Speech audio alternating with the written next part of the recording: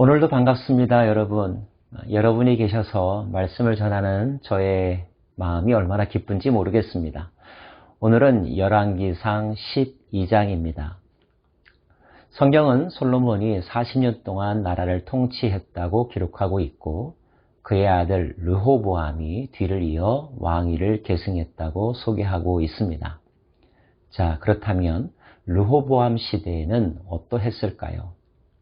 안타깝게도 솔로몬 시대의 부귀와 영화, 이스라엘이 그렇게 자랑했던 번영은 지속되지 못했습니다. 르호보암의 탓이었을까요? 그렇기도 하지만 사실 더 근본적인 원인은 솔로몬 시대에 있었다는 사실을 우리는 알게 됩니다. 르호보암 시대와 더불어서 이스라엘에게 닥쳐진 불행적인 사건을 함께 살펴볼까요? 르호보암이 세겜으로 갔으니 이는 온 이스라엘이 그를 왕으로 삼고자 하여 세겜에 이르렀음이더라. 당시에 왕위를 계승하는 추대식을 하는 장소는 세겜이라고 하는 곳이었습니다. 르호보암도 이곳에서 왕위 즉위식을 하려고 합니다. 많은 사람들이 다 몰려들었습니다. 이스라엘의 모든 지파들이 말이죠. 그런데 그때 르호보암을 찾아온 사람이 있었습니다. 그는 바로 여로보암입니다. 여로보암은 솔로몬 시대에 애굽으로 망명 생활을 할 수밖에 없었는데요. 솔로몬이 죽고 르호보암이 왕위를 계승한다는 소식을 듣자 본국으로 귀국한 것입니다. 여로보암은 혼자 오지 않았습니다. 그를 지지하는 세력들과 함께 르호보암 앞에 섭니다. 그리고 요구하죠.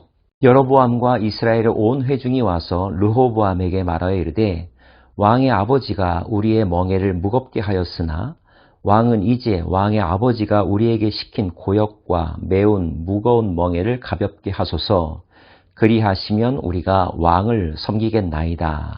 요약하면 여로보암은 솔로몬 시대에 외형적으로는 국가가 발전하고 경제가 발전했지만 내부적으로는 그로 인하여 너무나 힘들었던 백성들의 피폐한 삶이 있었으니 이제 그 고통을 줄여달라는 것입니다. 요즘 말로 하면 세금을 감면해달라 정도의 요청이 될 것 같습니다. 요구사항을 들은 르호보암은 자신들의 싱크탱크 역할을 하는 사람들과 회의를 합니다. 그가 왕으로서 첫 번째 시행하게 될 정책적 결정을 하는 것이기에 신중함이 요구되었겠죠. 참모들의 의견은 두 갈래로 나뉘어졌습니다.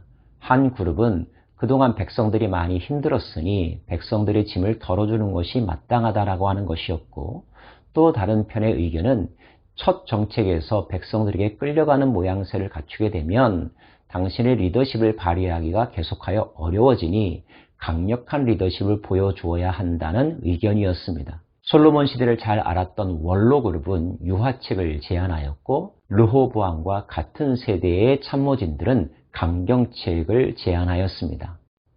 르호보암은 어떤 선택을 했을까요? 왕이 포악한 말로 백성에게 대답할새에 노인네의 자문을 버리고 어린 사람들의 자문을 따라 그들에게 말하여 이르되 내 아버지는 너희의 멍에를 무겁게 하였으나 나는 너희의 멍에를 더욱 무겁게 할지라. 내 아버지는 채찍으로 너희를 징계하였으나 나는 전갈 채찍으로 너희를 징치하리라 하였느라. 젊은 세대로서 왕의 자리에 올랐던 르호보암은 강력한 리더십을 보여줘야 한다는 강박관념이 있었던 것 같습니다. 그래서 그는 백성들의 요구를 받아들이지 않았습니다. 성경은 그의 태도가 포악했다고 기록하고 있습니다. 백성들은 분노했고 참아왔던 인내심이 폭발하게 되었죠. 온 이스라엘이 자기들의 말을 왕이 듣지 아니함을 보고 왕에게 대답하여 이르되 우리가 다윗과 무슨 관계가 있느냐? 이새의 아들에게서 받을 유산이 없도다. 이스라엘아 너희의 장막으로 돌아가라. 다윗이여 이제 너희는 내 집이나 돌아보라 하고 이스라엘이 그 장막으로 돌아가니라. 원래 통일된 이스라엘 국가의 내부적인 형편은 다윗과 솔로몬의 가문인 유다 지파에 나머지 11지파가 함께 협력하여서 통일국가를 이루었던 모양새였습니다. 그런데 이제 솔로몬이 죽고 르호보암이 강경책을 사용하게 되자 유다 지파를 제외한 나머지 지파들이 우리는 더 이상 다윗의 집안, 즉 유다 지파와 한 배를 타지 않겠다, 독립하겠다라고 하는 선언을 하게 된 것이죠. 그 나머지 지파를 성경은 이스라엘 자손이라고 표현하고 있는데요. 그 이스라엘 자손들은 르호보암을 왕으로 인정하지 아니하고 자신들만의 왕을 따로 세웠고 그 왕의 자리에 올랐던 사람이 바로 여로보암이 된 것입니다. 매우 안타까운 일이죠. 그러나 이 모든 과정에 대하여 성경은 이미 하나님께서 예언하셨고 선지자 아이야를 통하여서 예고하신 내용임을 분명히 말하고 있습니다. 왕이 이같이 백성의 말을 듣지 아니하였으니 이 일은 여호와께로 말미암아 난 것이라. 여호와께서 전에 실로 사람 아이야로 느밧의 아들 여로보암에게 하신 말씀을 이루게 하심이더라. 결국 나라가 남과 북으로 나뉘어지게 되었고 남쪽을 남유다라고 말하고 북쪽 지역을 북이스라엘이라고 구별하여 표현하게 되죠. 자신의 통치력을 받아들이지 않고 독립하려고 하는 세력들에 대하여 르호보암이 가만히 있을 리가 없겠죠?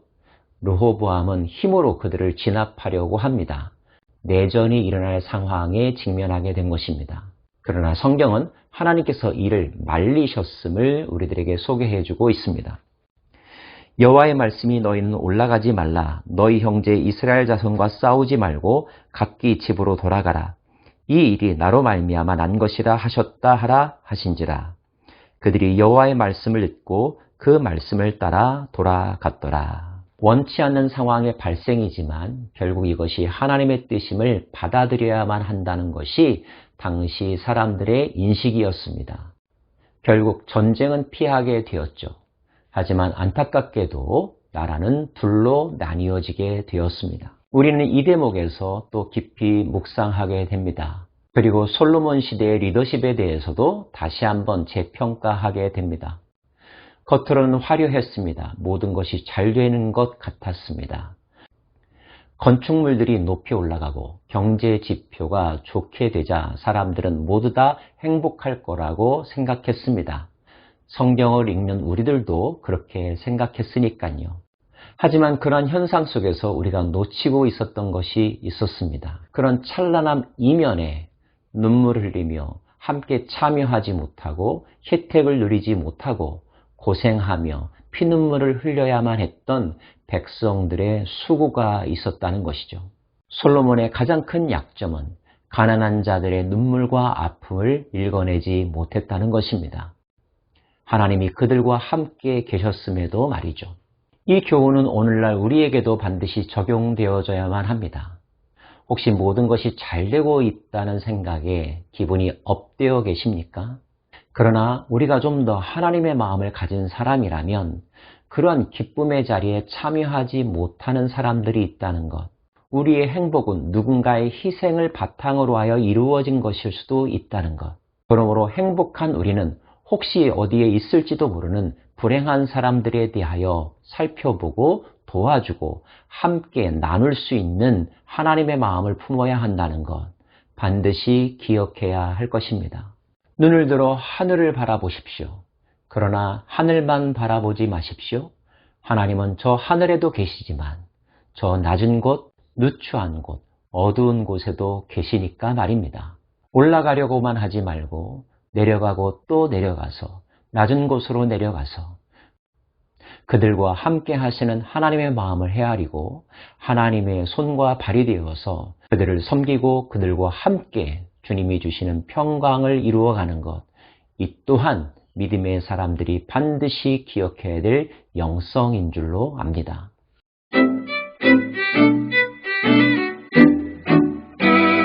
이제 성경은 북이스라엘과 남유다로 나누어서 각자의 처소에서 일어난 일들을 우리들에게 소개해주고 있습니다.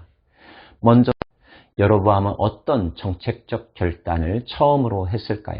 여로보암의 입장에서는 자기를 지지한 사람들의 마음이 다시 유다에게로 향하는 것을 막아야 되겠다는 생각이 있었겠죠? 그런 생각을 한 여로보암이 제일 먼저 한 것은 베델과 단에 제단을 쌓는 것이었습니다. 또 하나는 새로운 절기를 지정했습니다. 8번째 달 15일을 절기로 정했다고 기록하고 있습니다. 우리가 알고 있는 다윗은 서로 다른 성향과 전통들을 하나로 묶어가는 통합지향적인 정책을 펼쳤다고 한다면 여로보암은 그와 정반대 입장에서 개별적이고 독립적인 절기와 문화와 전통과 신앙을 만들어가고 있다는 사실을 우리가 깨닫게 됩니다. 중요한 것은 그렇게 하여 새로 정한 제도와 절기들이 하나님 보시기에 어떠한가 하는 것이겠죠. 앞으로 우리가 살펴보아야 될 중요한 대목인 줄로 압니다. 기도하겠습니다. 어렵게 이루었던 통일국가 이스라엘이 다시 유다와 이스라엘로 나뉘어지게 되었습니다. 솔로몬의 마음이 하나님께 온전히 향하지 못했기 때문이고 르호보암이 어리석은 정책을 결정했기 때문입니다. 우리들이 오늘의 선택과 결정이 하나님의 마음이 있는 곳, 하나님께서 중요하게 여기는 것들에 우선순위를 두기를 원하고 강팍하거나 어리석거나 무지하지 않기를 간절히 원합니다. 다시 한번 다윗과 같은 마음을 구합니다. 하나님의 마음에 합한 자의 영성으로 오늘도 살아가게 하옵소서. 예수님 이름으로 기도합니다. 아멘.